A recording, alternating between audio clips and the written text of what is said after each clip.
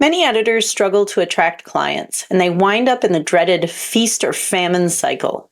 They create a website, spend hours trying to make it perfect, and then get frustrated because they don't get much traffic. Or if they do, the people who visit their page don't hire them. I've been there, and I get it. But I have good news. There are some very easy tweaks you can make to your site that will make potential clients much more likely to reach out and inquire about your services. And that's exactly what today's podcast episode is all about. My guest today is Jessica Freeman. Jess is a small business website designer with over a decade of making the internet a prettier and more profitable place. We discuss the basic structure of your homepage and what each section should include so you have the greatest impact on your audience. The next 2 pages you should create after the homepage and what information you should put there. And the quick and dirty details of search engine optimization, or SEO, and some basic points to consider to make it easier for your clients to find you through an internet search. I'm so grateful that Jess has joined me on the show today, and I know you're going to love all the tips she shares to help you make your website clearer and more effective so you can watch the clients start rolling in. Now, here's my interview with Jessica Freeman. Welcome to Leaving Academia, Becoming a Freelance Editor, the podcast. I'm your host, Paulina Cossette. In 2019, I was a political science professor who was fed up with the stress and hostility of academia, not to mention the low pay. I left my tenure-track job and went from barely surviving to thriving as a freelance academic editor. Today, I own Acadia Editing Services, an editing and coaching business that brings in 6 figures a year. In this podcast, I'll discuss the challenges of academia, what academic editing involves, and what life as a freelancer looks like. If you're willing to jump outside your comfort zone, it is possible to find joy, true flexibility, and a profitable and rewarding career as an academic editor. Thanks for listening. Hi, Jess. Welcome to the podcast. Yes, thank you so much for having me. I'm excited to chat.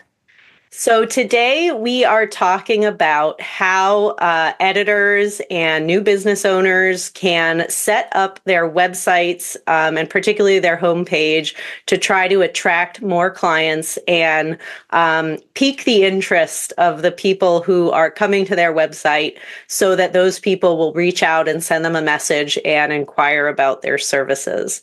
Yes. So let's first, why don't you tell us a little bit about your background and what you do and how you got into web design? Yeah, so I have been running Jess Creatives, that's my business, for 14 years. And I love to nerd out about all things websites and SEO and all that kind of stuff. I actually decided in high school that I wanted to be a designer, got my degree in design. I mostly focused in graphic design at first, with just freelance projects and stuff, but quickly moved into websites because I was working with so many small business owners and freelancers who, yes, they would want a logo or a brochure, but then they were like, I really need a website to reach more people, which is, what we're talking about today. And so I was like, okay, well, I did do a fair amount of web design in college as well. So I already had that training. So I was like, all right, well, I guess I'm going to let me test this out, see if I really want to offer this. And then I love it. And it's most of my work. I do specialize a lot in working with people in health and wellness right now, but over the years, I have worked with a wide variety of people, everybody from periodontist to barbecue restaurants to private schools, and everything in between. So if anybody listening has questions after the podcast, feel free to reach out. Even if you're not in that health and fitness niche, I live and breathe websites. So I'm happy to answer any extra questions. That's great. That's quite a range from barbecue restaurants to periodontists. It is. And that was actually, I'm pretty sure, because those were both last year or the year before. I'm pretty sure they were within 3 or 4 months of each other. And so it was just a very wide range. But that is one reason I love my job is like, even though I have kind of this niche that I work a lot in, I don't work exclusively in it. And I love the variety of like people and projects. And it's just getting to kind of flex that creative muscle. And at the end of the day, the website principles are all the same. It's just kind of like, how do we want to make it look for your particular business? And how does it need to sound for your particular brand? But yeah, the principles are still the same. Yeah, I guess when someone is going to a website, they're going to, no matter what that website is trying to sell, or whatever message they're trying to make, the design principles are going to have the same influence. You want the same kind of, understanding of font styles and how do you place images and buttons and things like that.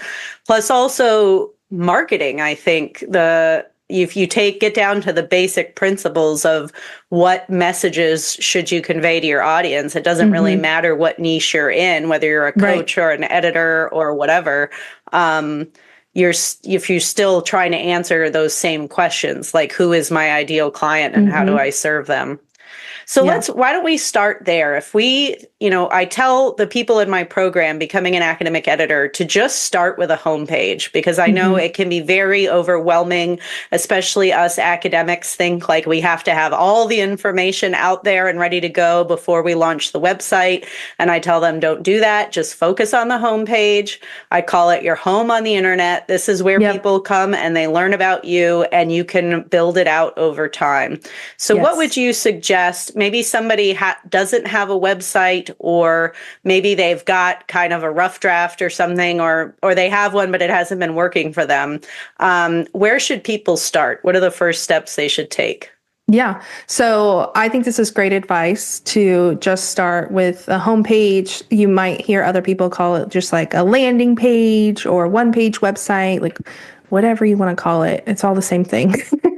I think that's a great place to start, because when you're just getting into things, like you may not have all the information for all your packages and pricing and that kind of thing. And you're like, I'm just trying to juggle like life and actual work, and then also needing to build this website. And so like building a 10-page website might seem like a monster project. And I'm just throwing 10 pages out there as like an arbitrary number. That is not like the end goal for every person by any means.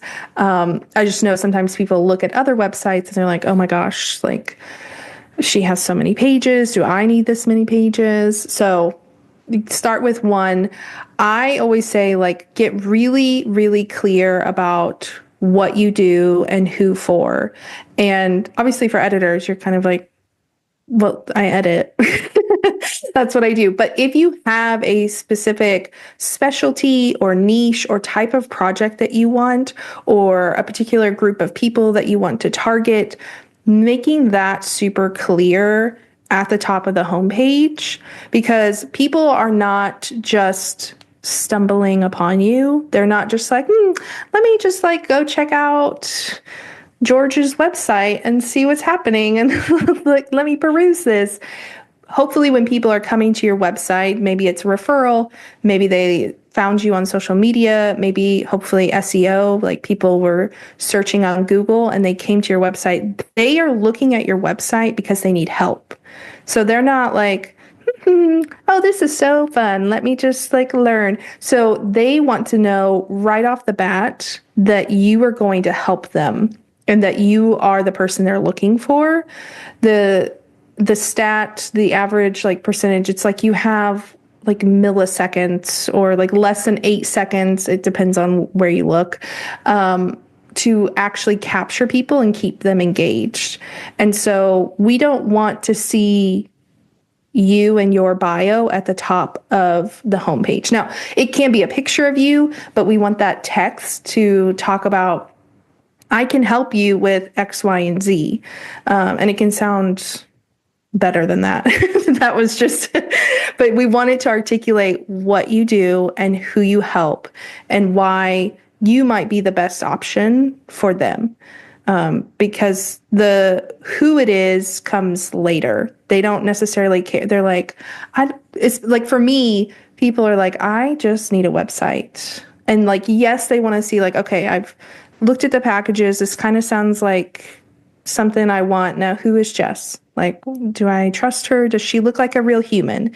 Is this an AI bot? Like, is this a 20-year-old person? You know, like they want to first see, okay, is this like, think about when, you know, we're looking for a car repair shop or someone to like do lawn care. We're looking at like, okay, who's in the area? What do they do? Okay, do they offer? I'm looking for someone to do this really specific thing to my car or to my grass or whatever. We're not like, who is Bob? And like, what does, you know, who owns this lawn care business? Like, we're like, do they offer this thing? Do they help? Like, can I help me? Do they look like they service my area? You know, like, and so taking that kind of thought process of like how you are researching just for everyday things in your life and applying it to your own website. Yes, people do want to know like the person behind the website, but not right off the bat. So all that long explanation to say, get really clear about what you do, who for, and why should people choose you over the next person. And it's not to say that like this is a popularity contest or you're like, why am I better? It might be something as simple as like your years of experience. Maybe you spend a lot of time in this type of academia, and so you have that specialty, you have that experience. It doesn't have to be like you have won awards or that you know, are an Olympic athlete. Like it doesn't have to be anything over the top. It's just like, what's that slight differentiation that someone might be like, yes, like I want to work with her. So that's you've made a few really great points, and I think that the suggestion for us to think about what are we looking for when we go to find a mechanic or a lawn care service or whatever. What are the first, and maybe think about this the next time that you go and search for somebody for a service like that. The question that's probably at the top of your mind is, do they do the thing that I need, right? Are they going to provide the exact type of lawn care that I'm looking for? Do they even do that, right? And then maybe the second question is, what is it going to cost me, right? And so, like you described, none of those things have to do with that specific person. It could be anybody. We don't really care if it's Bob or George or whoever. We just want them to solve our problem and to fix whatever it is that's broken. And so that, I think what I'm hearing you say is that's what we need to emphasize at the top of the page and the headliner or whatever it's called, is, you know, I do XYZ, right? Or I solve XYZ problems for these people. And that way, like you said, the first few seconds they're looking at the page, they're hooked and they go, okay, yes, this person, whoever they are, can solve my problem. Now let me scroll down and find out more. And I think that's so important because so many academics feel like we have to justify who we are, our experience, like you said, our awards, our, you know, our publications. And as you said, that's secondary, right? Or maybe even tertiary. Like once they feel like, okay, you can solve my problem, then they scroll down and they want to see, is this person a bot or are they even local or whatever, right? Yeah. Which are all fair questions. I think I get a lot of people who schedule a call with me and they're like, it's nice to hear your voice, you know, like they just want to know that I'm real and I'm not, you know, putting up a fake website or something. So after we have establish the headliner. And I know from working with so many people in my program to do this, that it can be a bit of a challenge to sort of mush all that information into like one or two sentences at the top of your page. So it will take a few iterations, but you can also, I think, get that information up there and then tweak it later on. Oh, you know? 100%. Yeah. What is the next step? They get this headliner where they say, who do I help and how do I help them? What is the next thing that they need to have on the homepage? I like to tell people after that, giving more context to the problem that you solve. So like, yes, you might be an editor and that's clear in the headline, but do you have a specific niche that you work with? Like in terms of, I will only work on this type of project or this group of people or whatever it is. Like maybe you only work on a retainer basis, or maybe you only, whatever it is, giving more context, because as we know, there are a lot of editors out there. And so we want to just give more context to the headline, because one, like it is hard to put everything into a headline. You can't possibly like squeeze all of that into one headline, but just giving people more clarity around that, and making it still about the problem or the person that you're helping. We're still not diving into you. Like it isn't like, oh, we're just putting the headline and then jumping into you. We still want to make it about, this is who I help. This is how I can help. And I know you mentioned when we were talking before we started recording, like you recommend StoryBrand quite a bit. And so that can also kind of lead into like, here's the 3-step process. This is how this is the result. Like that can lead into that. If you want, I either do that, or I will then, after the context, be like, here's different ways you can work with me. And so for a lot of my clients, that can sometimes be like, I have a VIP day, I have a group program, I have retainers. It can be, usually I try to tell people to limit it to like 3 calls to action. And so sometimes that's, oh, here's my one-on-one services. Here, follow me on Instagram or LinkedIn or whatever, and then join my email list. Like whatever it is, if it's 3 services, if it's 1 service and 2 other things, whatever it is, like 3 calls to action, because we don't want to overwhelm people with too much information. And often I have people who are like, well, but I have more than 3 services. Or like I have 3 services and a book and a podcast and, like whatever else. Well, you still have your navigation menu up at the top. And like, so people can find the other information, the other pages, your podcast, whatever it is. The 3 that we're highlighting on the homepage, like with this context and then either process or the ways to work with me, you're just kind of like, these are the 3 doors I want to push you to the most. These are the 3 I want to highlight the most. So for example, for me, I do website design, as I mentioned, I do SEO. I also do branding, but I only do branding, like logo design, as part of website design. So when you go to my homepage, you actually don't see branding as one of the doors to walk through. It's not one of the things I'm calling attention to, because it's not something, one, that I want to be known for. And like I said, it's only available as kind of like an add-on to another package. So while it does have its entire own sales page that you can access through the navigation, that's not somewhere I want to be pushing people to the most.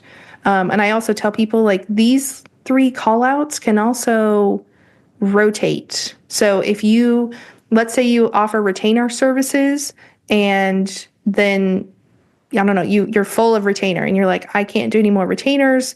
I can only do my VIP days, my one-off calls, whatever. Well, then like swap, like take retainer services off the homepage. You can keep it in the navigation so people know, but then add in your one-off calls or something else on the homepage, just so it's drawing more attention to this other service rather than like, oh, look, she does retainers. And then they inquire, and then you're like, oh, wait, actually, I'm booked. Or even if you put that information on the sales page, they see the retainer on the homepage, click on it, and then you're like, oh, sorry, not currently taking retainers. Okay, well, great. Like, then they feel frustrated. Like, that's a point of friction that we've now created by sending them to this page. So that's why I'm like, you can always swap out these little calls to action and like prioritize another service, a way to get on your email list, like whatever it is. It doesn't have to be like a set in stone part of your website. Yeah, I love what you said about what you want to be known for. So So we've got our headliner that hooks them and says, here's how I can help you and solve your problem. Then we go to the next section, which is maybe a short paragraph or bullet points or something that fleshes out those details a bit more. So they're like, Mm-hmm. oh, this looks interesting. And then let's scroll down and they say, okay, she does this, editing in this subfield or, in history or what humanities, whatever it is. Okay, that sounds like a fit. And they learn a little bit more about what you do and how you can help them. And then they scroll down and you give them very clear advice. Like you said, the three doors that you could walk through. Mm-hmm. Here's my copy editing, book a call with me to discuss your project, or, maybe send me a message or something like that, right? The calls to Mm-hmm. action. So I think that's a great piece of advice is to ask people, what do you want to be known for? Do you want to be Mm-hmm. known as a copy editor? Do you want to be known as a book coach? Do you want to be known as whatever it is? And then direct people to that. And it can change if you get booked up. It can also change if you decide to tweak your business a little bit, right? Mm-hmm. Because I know a lot of the people in my program are still figuring that out. Do I want to do editing? Do I want to do coaching? And so all of this, can be altered as you go through your business. Yes. Yeah. Um, okay, so we've got and this is really not a lot of text at this point, right? We've got the Yeah, we're still, headliner. yeah, we're maybe at like the context area might be at the most like a paragraph. I've sometimes had clients do a few paragraphs, but still like we're not having a super long intro. Like we want to make it fairly easy and quick to get to the information about like services, ways to work with me, call to action. Because again, these are probably busy people. They don't want to be reading a, 3,000 word essay about how to work with you. They are trying to figure out like, what exactly do you offer? So yeah, it's maybe a couple hundred words at the most. And then also I think if you can get them on the phone or you get them in that email conversation, you get their Mm-hmm. contact info, and then that's where you can elaborate a bit more and you kind of sink Mm-hmm. the hook in a little bit deeper, right? To get them to Yes. want to hire you. So what comes after those the calls to action or the three, how do you work with me? Yeah. So I then like to add testimonials here. So if you have past clients or colleagues that can give you a little bit of a review to put on the homepage, I like to sprinkle testimonials throughout the site. So even in the future, when you have more pages, you can sprinkle those around the site. Yes, you can also have like a dedicated reviews or testimonials page also. Those typically don't get a ton of traffic because yes, some people will want to like look and verify, but it's also like, okay, well, you have a page of testimonials, obviously, like it's all just like good things that people are saying about you or whatever. So I like to sprinkle them around because it also reinforces their decision while they are looking at these calls to action, at your services, your prices. And if they are let me think, like, if do I want to spend that much, or like, does this actually? And then they see, like, oh, look, Amy said something really nice about George, like, or like, oh, look, this testimonial says she got it done in XYZ amount of time. Like, okay, like this sounds really promising, and that just reinforces their decision and can kind of help. I mean, think about again when we think of any other sites with Walmart, with your local lawn care. There's usually like badges of like voted best in 2024 or like secure, like even just from a security standpoint, like I know this isn't a review, but it's like there's some kind of safety banner or like something of like, oh, we were voted like we have this certification about how safe we are or something, something. Or on Walmart, you can see like, oh, this has like 302 reviews and 4.9 stars. Like that isn't saved for another page.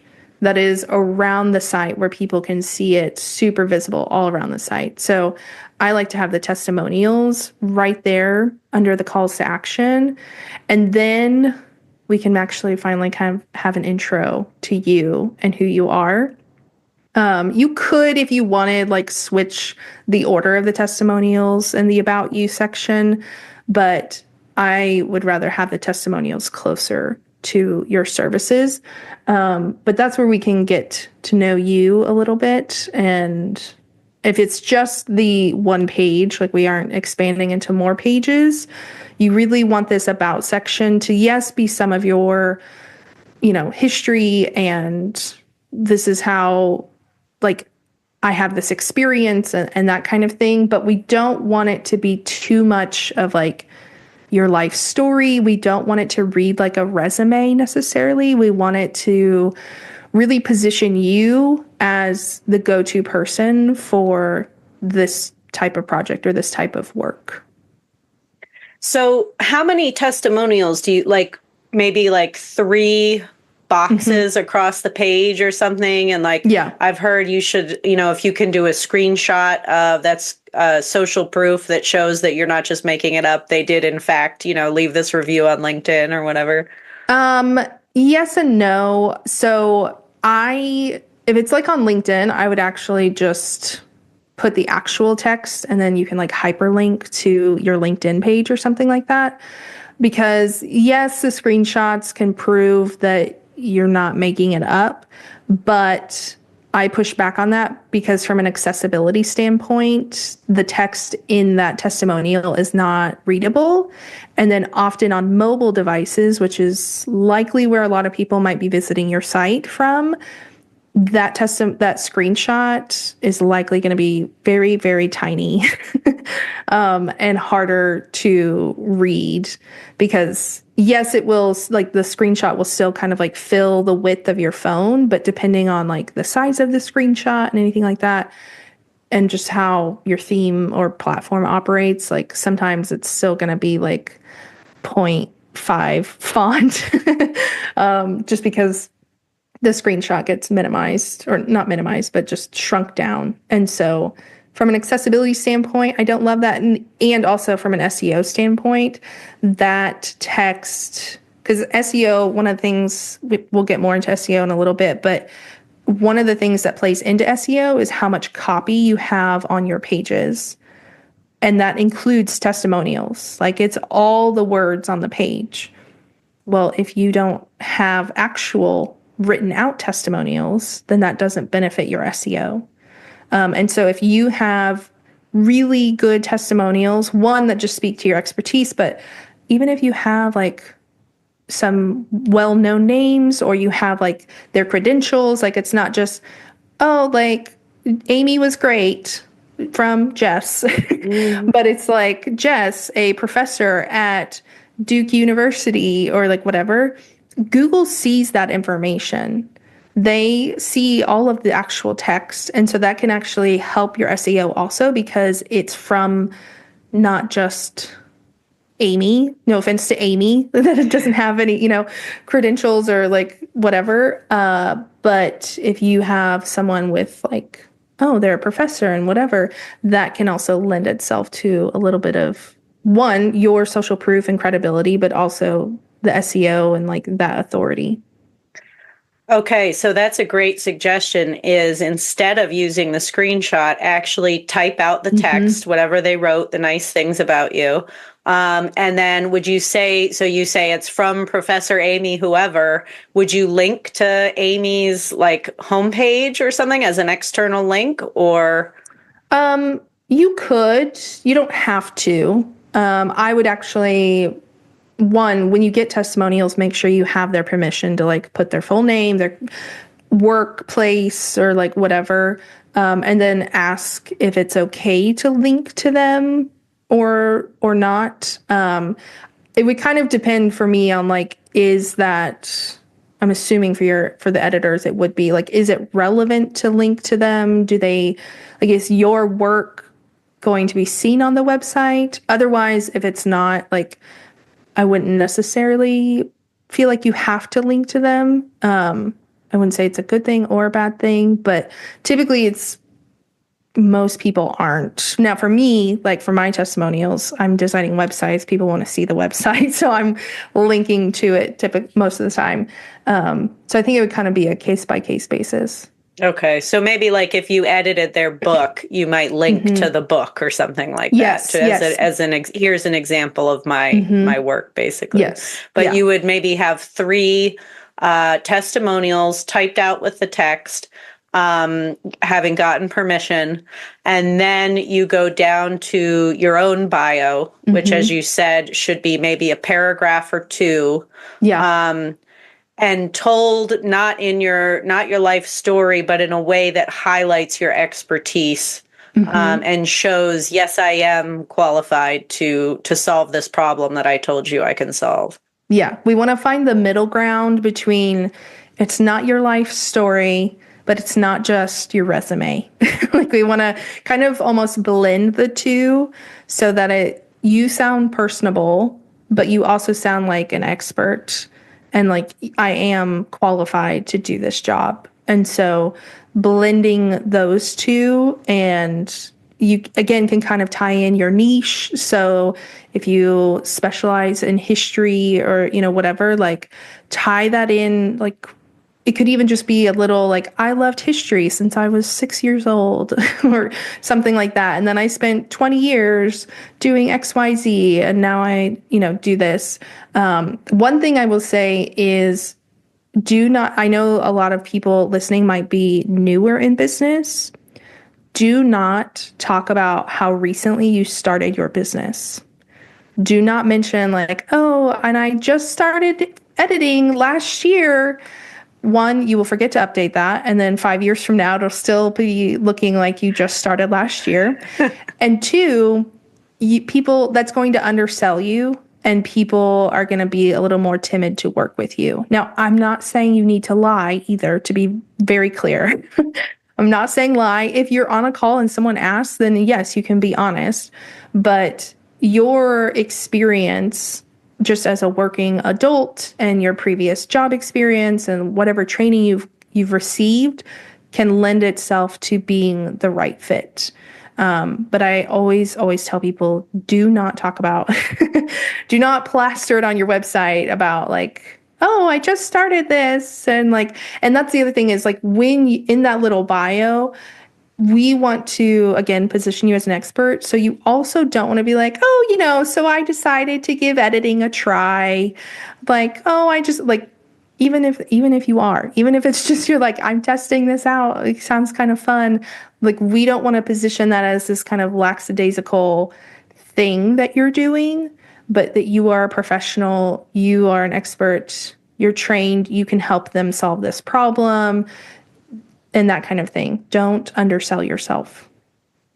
Yeah, I feel like a lot of new business owners feel like they have to apologize for, being new at this. And I agree with you 100% that you don't have to feel bad that you just started. Everybody just started at some point. Yeah. And especially if you're an academic or even if you've come right out of graduate school and you're going into editing, that's still years of experience navigating scholarly literature and giving feedback on it, which is exactly what we do as editors and academic coaches. And so you can frame that experience in a way that is honest, but not emphasizing that, this is a brand new business. So yeah. Show a little bit of your personality. Don't give a brain dump of every publication you've ever written. And would you say maybe also include a picture of yourself to kind of personalize it? Yes, 100%. You want to include a picture of yourself. It doesn't matter if you're like, well, I don't have any like professional photos of me. Get your iPhone or someone who has an iPhone, put it on portrait mode, sit at your desk or like in the hallway, go outside by the side of your house. Like just take like a nice photo. It can be from like shoulders up or chest up. Like it doesn't have to be a full body photo by any means. And it really like, as long as it's just well lit, like we don't want you in your dark office, like taking a selfie. But just anything like that, just a nice photo, doesn't have to be super professional, like in a studio or anything like that.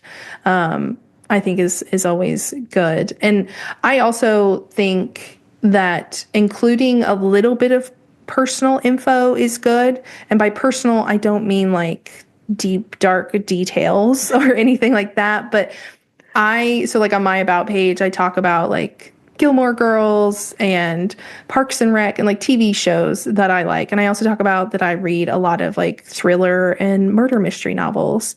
And you would be shocked at how many times people mention that when they inquire, that they like, not that they read it, but they're like, I also love thriller novels. Or like, I am also a Gilmore Girls fan. Or I drink a ton of Diet Dr. Pepper. It's my go-to drink. And I have people who like, if they see me talking about it on Instagram, it's also on my website. And they're like, I am also a Diet Dr. Pepper addict, or, like whatever. And so even if it's just like one sentence about how you enjoy hiking and like reading on the couch with your dog or something like that. It doesn't have to be uber like deep and detailed or anything like that, but that just humanizes you and often creates a connection point. And I will say, as an added bonus, if it can somehow tie into your niche, like that makes it even better. So like if you are like you focus a lot in the history area, if you've like visited a certain amount of historic sites, or something like you took some kind of historic tour in Europe, or something like that is a personal, like not related to the work, but is something that you're just personally interested in. Maybe you're like, I read 100 history books a year or something. Anything like that. That's kind of an added bonus. It doesn't have to tie in if you're like, well, I edit history, but I don't do anything with it in my personal life. Like, don't feel pressured, but that's just kind of an added bonus. So, I have like a mix of professional photos, but I also put a lot of photos of me with my kids because a lot of my clients are moms. And so I try to emphasize that I can help save them time so that they can spend it with their family instead of, being miserable working all the time. Yes. And I feel like that helps people connect. Like they see that I get it, because I'm a mom too. And I have, unrelated to that though, at the end of my page, of my homepage, I don't even know why I put this in there, but I said something like, and while I'm working on your paper, you can be sipping a mocktail. And I link to this random like mocktail recipe website. And it always makes me chuckle when I see that, I look at my website analytics and I see that somebody has actually clicked on the link. On that, yes. Because I'm like, it's totally irrelevant. It was just a random thing I threw in there. But I think I wish I knew who was clicking on this because I would love to just talk to them, And I feel like that's it's like you're saying, like a connection point that people will go, oh, this looks interesting, and like they get a little bit of my personality. So I'm always amused when I see that and they click on it quite a lot. So yes. So what comes after the bio? Do we put like a contact form, or what else do we need? So I would end the page with either a contact form or book a call, or really like whatever that final call to action that you want it to be. Whether it's sending them back to like if you don't have a work with me page, obviously there wouldn't be a work with me page. But if we're sticking to the one page, I would say either email, book a call, whatever it is. You don't want it to just be a dead end. So we don't want to just have them scroll to the bottom and then like, that's it, the end. Like this isn't a children's book. We don't want them to just be like, okay, well, that's it. So yeah, deciding whichever call to action you want to just like re-emphasize at the bottom is good. And then your footer, typically the footer of your website is pretty basic. It's just like copyright, privacy policy. If you want to link to social media or something, like you can do that. But that's going to be on if you have more than one page, the footer is going to be the same across all pages. So in my brain as a web designer, the footer is not part of the page. Like it's attached to it, but it's not part of it. So I keep it typically pretty simple. So yeah, just figuring out like, do you want to have them email you, call you, schedule a call, decide what that is. Yeah, I think I have a form, and it's asks for their name and their email and a description of what they need help with or project or Mm-hmm. whatever. And I ask them, "How did you hear about me?" Which I think has been Mm-hmm. helpful.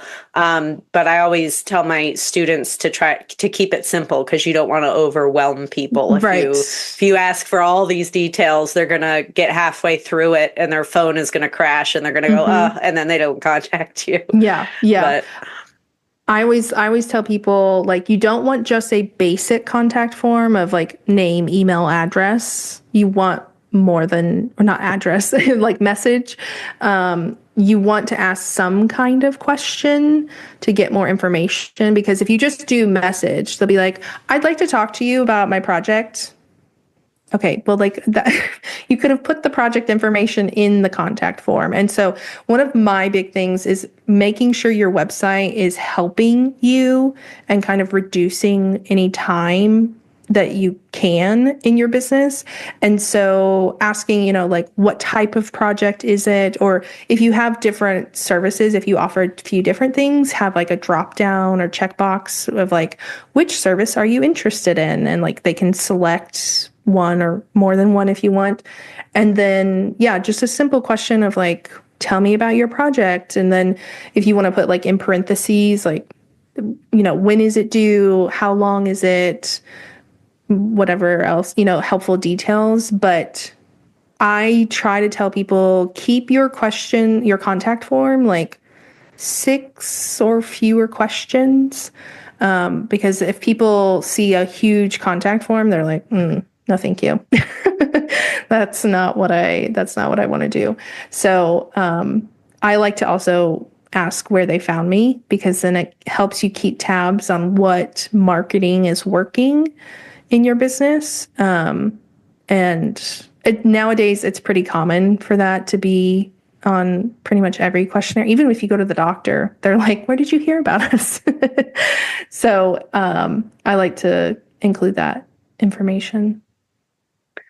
awesome. So we've got the headliner, the next section that expands on, but briefly, on how you can help the people who are visiting your page, the calls to action and how you can work with me, the testimonials, the bio, and the contact form. Mm-hmm. Now, if someone is feeling brave enough to create a second page or a third page, what might they do next? What do you think are the next one or two most important pages after the homepage? I would say next, I would create a services page. Now, I know some people would be like, oh, I would create an about page next. But again, people don't want to hear a ton about you. They want to know, like, how can you help? And so that clarity around your services, I think, would be more beneficial than the about page. So the services page really needs to be more than just here's my copy editing package. Here's my whatever else packet. Like we again want to reiterate like, hey, you are a mom, you don't have a ton of time. Like if you have a very specific niche like that, I can help you save time so you can spend time with your family. Like you're overworked, you're overwhelmed, you have a project. Like it doesn't need to be super long, but a few paragraphs that you're talking about their issues and kind of telling them like this isn't the only like option. Like there's another way. You don't have to be overwhelmed, overworked, and like you can have a book or paper or whatever edited. It doesn't have to be a complicated process. Kind of dispelling any myths that they might be thinking when it comes to the editing. And then your packages, again, having your testimonials on this page. And then if you don't have, like, let's say this is only your second page, so you don't have the about page, I would probably add another about section on this page. Again, if you have an about page, do not add that. Like, we don't need an about section on every single page once you have an about page. But if we're kind of working with 2 pages and trying to make that work, then having another little intro section to you, I think would be good. And I would make sure it's a little bit different from the homepage. Like, maybe this one is more specific to your work and maybe a little bit of your credentials or training or anything like that. Less of the like fun part. Now, it doesn't have to be like look like a resume or anything like that, but just making it a little bit more about your experience in that area, I think would help, since we don't have that about page. And would you say, how much detail should people go into? So let's say like your 3 services are copy editing, developmental editing, and book coaching or something like that. 2 different types of editing and a book coaching. Should they maybe write like a paragraph on each one, or how much detail should we go into on the services page? So I prefer to err on the side of too much detail instead of not enough. So I would, if you have those 3 services, I would say at minimum a paragraph for each, but get specific about like how many rounds of edits or feedback do they get to like review your work or something. Is there a call included? What files are like, what information do they need to know? And then I'm also a huge fan of putting your pricing listed as well, because people are price shopping. They want to compare. And anytime I talk about pricing on social media, I get lots and lots and lots of comments and messages from people who are like, I will not hire somebody if they don't have pricing listed, because I value transparency and I automatically assume that they cost too much and that I can't afford them. Or I assume that I have to book a call. And some people are like, I do not want to get on a sales call. Like, that's a waste of my time if you cost $10,000 and I don't have $10,000. Like, I want to know the price up front. And so being really clear about what's included in each service is always going to benefit. And every time, it doesn't happen too much nowadays since like I've been in business so long, but anytime that I would have a discovery call or like be messaging with someone, emailing with somebody, and they'd be asking me questions, I would be thinking, where could I put this on my website? Like, do I need to clarify this? Do I need to make this language more clear here? Do I need to add a whole new page? So thinking like, and sometimes the questions are so out there that you're like, no one else has ever asked me this. And so this does not belong on the website, but that's going to reduce the number of back and forth emails, the amount of time you have to spend on the call. It's going to make people more aware of like, oh, okay, great. That's what you do. Like, I had 2 discovery calls recently, and both of them, they were like, so I just wanted to, like, I'm ready to move forward. I just kind of wanted to see what was next. Like, and that was it. It wasn't actually a discovery call of like, let me like ask these questions about X, Y, and Z and that kind of thing, because my website had done all the educating and they were ready to hire me. And these were people like who do not follow me on social media. It wasn't like, oh, I've known you for 4 years, I'm ready to hire you. It was like, oh, your website like did all the gave me all the information I needed. So thinking about like, what questions have people asked you before? What questions do you think people are going to have? And then obviously as time goes on, this might be something that you just kind of have to keep tweaking on your website. But just adding more clarity, more language. Maybe you need to add an FAQ section or, whatever it is. But yeah, basically I err on the side of too much information. So it sounds like, the homepage is where we hook the person and give Mhm. them the basic details they need to decide whether or not they want to explore further. And Yes. some people will be ready to dive in and contact you based on that. Other people who are maybe a bit more risk averse feel like they need to learn more first before Mhm. they reach out. So then they might go to the services page or they might go to your bio page and get more information. And what I'm hearing you say is that the more questions we can answer, the better, because that Mhm. will first, it'll save you time so that you're not answering the same questions over Yes. and over again. But also it'll sort of overcome their objections and Mhm. get them the question or get them the answers that they need right away. So then, like you said, they'll feel comfortable contacting you, and it'll be just to set up to schedule something rather than to Yes. ask questions. Yes. And it was interesting to hear you say that you should include pricing. I usually tell people don't, because we have such a wide range of Mhm. pricing. It depends so much on the individual project. But actually hearing you, the way you described it, that people will just automatically assume they can't afford you, um, is making me rethink that. So maybe you could put your price range or something like, I Yes. charge Mhm. between 3 and 7 cents a word or something, which is quite a big range, but at least I guess it gives somebody an idea like, oh, maybe I can afford this after all, or at least it's Yes. worth reaching out. Yes, I tell people, one, if you have like a flat price, then list that. If you have a price range or even a starting at price, you can also do that. Or I've had clients who are like, clients typically spend between X and Y for this type of project. Can any of that kind of language can be helpful? Or if you have like, certain cents per word or whatever, but you have like a minimum dollar amount. If you're like, it's 3 cents a word with a minimum of $500 or $200 or whatever it is, that just gives people some context. And even, I mean, you could also even add some like bullet points of like, client A had a 50,000 page, not page, 50,000 word book. 50,000 pages would be a lot.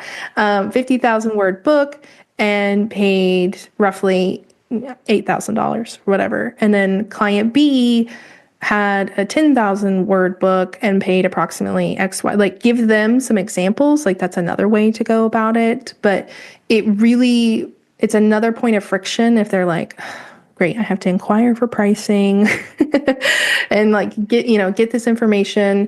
I think something else, if you're like, I really don't want to list my prices, you could be more clear up front also with just like, you can inquire for pricing, and then let them know, like, I can give you a quote via email. So in case they don't want to get on, like, again, some people really hate the idea of getting on a sales call. And so if you can clarify, if you don't require them to get on a call to give them a quote, you can say like, I can email you a quote within 48 hours or, whatever. And that was something else I was going to say with the being more clear and adding more language on the page. I was like, I can imagine someone listening and being like, how is my sales page not going to be like forever, like take 20 minutes to scroll through adding all this information? But sometimes it can be, just a matter of like, for me, some of my website packages, it's like X amount of pages are included in each package. And I have the option for people to add more pages if they want. And so just like in parentheses, it says option to add more. Like, it doesn't have to be a full sentence, it doesn't have to be like an entire FAQ. It certainly could, but not everything has to be like a whole other section on the page, a full like a sentence or anything. So when I'm talking about adding clarity, it can be little like asterisks or parentheses, little side notes. Doesn't have to, don't imagine every question is like another paragraph on the page. So I just wanted to touch on that with adding more clarity about things. Yeah, I love that suggestion of saying, like, for example, client A had a book of this many words and it cost X amount. Because I think Hmm. even when I give people in an email, like they email me and I reply and say, well, it's, 5 cents a word or something like that, they have trouble doing the math. And so I think like multiplying it out for them Hmm. helps them get the bigger picture, like, okay, it's going to be $5,000 or whatever it is. Yeah. So that's a great suggestion. Thank you for that. Yeah. So I would imagine we have a few minutes left here, but I would imagine that the services page with all of these more details, longer text is also serving the function of SEO, right? Can you talk a Yes. little bit about what search engine optimization is and how it works? Hmm. And maybe like a couple uh, beginner pointers on what should we be thinking about if we're just learning about this? Yes. So SEO stands for search engine optimization. So we are optimizing your site, meaning the words, the images, everything on the site to improve your chances of showing up in Google search. So that when someone searches copy editor or book editor or whatever it is, ideally you would show up on in that Google search result. So we have to optimize your content and use the right keywords, because just because your site exists doesn't mean that Google even knows you exist, unfortunately. And two, doesn't mean automatically that you will just show up in Google search. So even if they know you exist and you're like, look, my site talks all about copy editing, doesn't mean Google is going to be like, great, then we're just going to show you for copy editing, because they have to trust you. They have to see you as a valuable resource. They have to say like, okay, Amy has this really great website. It's better than George's because she talks about copy editing like 16 more times. Like, and I mean, I'm exaggerating. Don't feel like you have to say keywords a certain amount of times on a page or anything, but there's a lot of things that go into it. So we want to optimize and improve your chances. So what I mentioned this earlier, but the amount of copy on a page does help SEO, and it's not a direct correlation. Like Google's not like, oh, they only have 502 words, not 515, so we can't rank them. But one of the big updates that Google has made in the last few years is what's called the helpful content update. Like that's their official term for like their algorithm updates. And basically it means they're prioritizing websites that are helpful. And so blogging is a great way to increase your SEO and show up in search. So just answering questions about copy editing or book editing or whatever it is can be helpful. But you want to think of your website as a book. I actually use this analogy quite often. Like if I go to the library and I want to learn about gardening and they hand me a brochure, okay, well, like how much can I really learn about gardening from a brochure? So if we think about your one-page website as a brochure, I'm only learning so much about this person or gardening in that example, versus if they hand me a 500-page book about gardening, I'm going to learn possibly everything there is to know about gardening. Now, that's not to say you have to have 500 pages or 500 blog posts. Again, that's just an example. But the more blogs or pages that you have, that's the more data that you are giving Google so that they learn about you, they trust you, and they're like, oh, Jess has a really valuable website. It answers questions. It's informative. There's pictures, there's text, there's videos. Like it's not just a bunch of words and nothing else. Because they value good experience. Because think about like if you Googled like pizza near me, and then the search results only showed like fast food or Mexican restaurants, you would be like, I need to stop using Google. Like every time I try to Google pizza places, it never gives me the right information. Like how frustrating would that be? We would all stop using Google.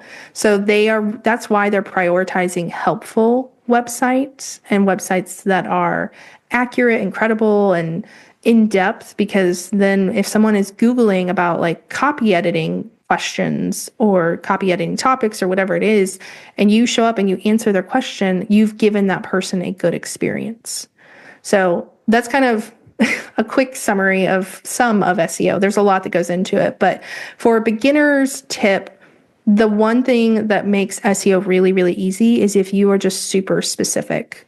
So if you have a niche, like that's going to be part of your SEO. So even that headline that we were talking about on the homepage, like that's going to help your SEO. And so you want to be really, really specific. So as an example from like my health clients, like I work with a lot of dietitians, and some of them, their old website or current website will say something like, I help you feel healthier. Okay, well, like that's really vague and doesn't tell me what you do. You could be a yoga teacher, you could be a doctor, you could be a dietitian, versus like I'm a dietitian who helps women with PCOS like lose weight, whatever. You have now mentioned women, PCOS, your dietitian, like there's a lot of keywords there. And so the more specific you can be, the better it's going to help your SEO. Now, obviously, keyword research is a huge part of SEO. So you can actually research the keywords that people are searching in Google. So if you're not familiar, there's like tools out there. There's lots and lots of tools. You can just Google like free keyword research tools. I can send Paulina, I have a video that on a free keyword research tool, if you want to link it, that shows you like how to do it. But basically you want to make sure you're using the right words, because for instance, I consider myself like a website designer, but also a website strategist. No one is searching website strategist. And it is, I don't want to say no one, it's not a good keyword. Whereas website designer is a very big keyword. And like small business website designer is a very big keyword. And so I think of myself as a website strategist, but no one else does. And so it's not going to be good for my SEO if I'm trying to optimize for a term that no one is really searching. So we want to make sure that you're using the right words. And so it might be like copy editor, academic copy editor, like there might be different phrases that you want to use. And so once you figure out what terms you want to use, then you will use it on the page itself. So ideally in that like top headline on your homepage. And then in your site, it varies depending on what you're using, but there's usually like a page settings or even SEO settings. And there will be a place where you can edit what's called the SEO title. And so when you edit this, you're changing it so that it's not just home dash Jess Creatives, that you want to add your keywords. So it's like small business website designer and then dash Jess Creatives. So that's where you're going to add those keywords. And even if you're listening to this and you're like, this sounds overwhelming, I don't want to do keyword research. Like, no, just even if you just think of what keyword you want to be associated with. What do you want to be known for, which we talked about earlier? Put that in the SEO title. Like that, even just that will be better than home dash your site name. Even if it's not quote unquote a good keyword, like no one's searching it or it's too competitive or whatever, that it's going to be better than just home. It'll at least get you a step in the right direction for your SEO. Yeah, that's a really helpful primer, I think, because I remember when I was trying to build out my website, I dove down the SEO rabbit hole and the keyword research, and I was just like, oh my God, my eyes are crossing. I don't know what I'm doing. And I think like what I settled on was I just tried to think about what are people Googling? Like you said, what are they searching for? They're not searching for website strategists because those words don't have a place in their brain, Right. even if it's more accurate than web designer. People think about what people are Googling. How do I publish my journal article? Or a lot of times authors will describe our work as proofreading, which is not what we in the business call it. It's editing or copy editing or line editing, but people Googling it might say academic proofreader or something like that. So I think that's the shortcut that I started using was like just thinking at a very basic level, what are people searching for? Yes. So thank you so much. This has been so wonderful. I think for me, the big takeaway is so that you don't get overwhelmed, start with the homepage, make it very clear, be very specific about what you do and who you serve and how. And then and don't use the fact that you don't have 500 blog posts. Don't use that as an excuse to not put the homepage up. Correct. Put it up and consider it a long-term, over the course of the next year or more.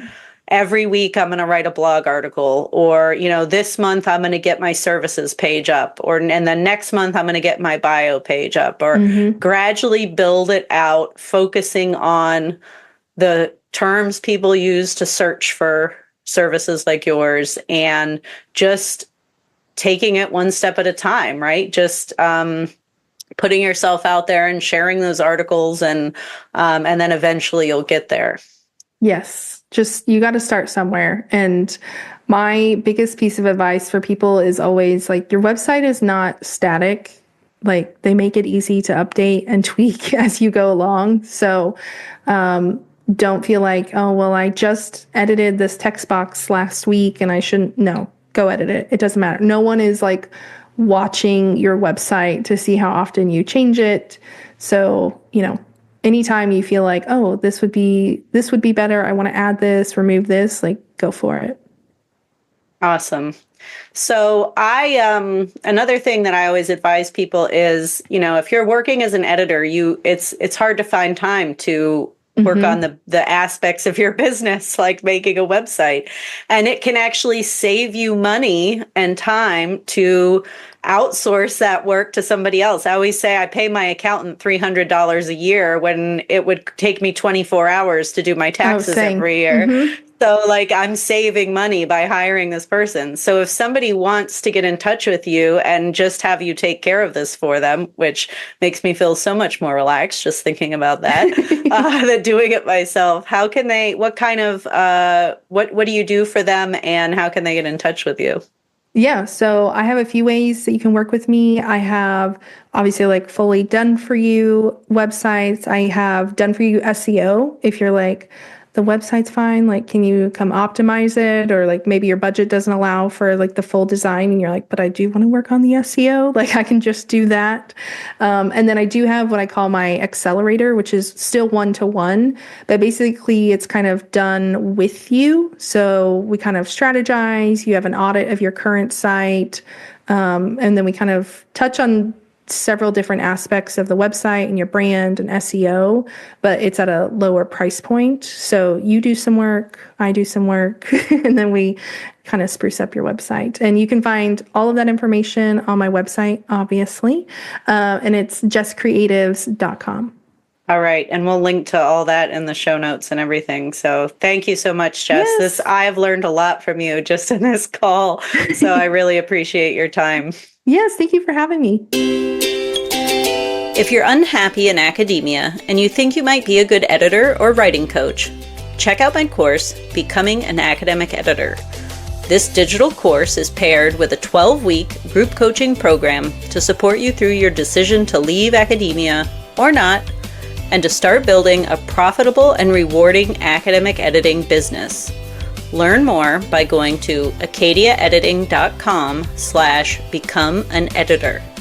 Thanks again for listening. I'll see you next time.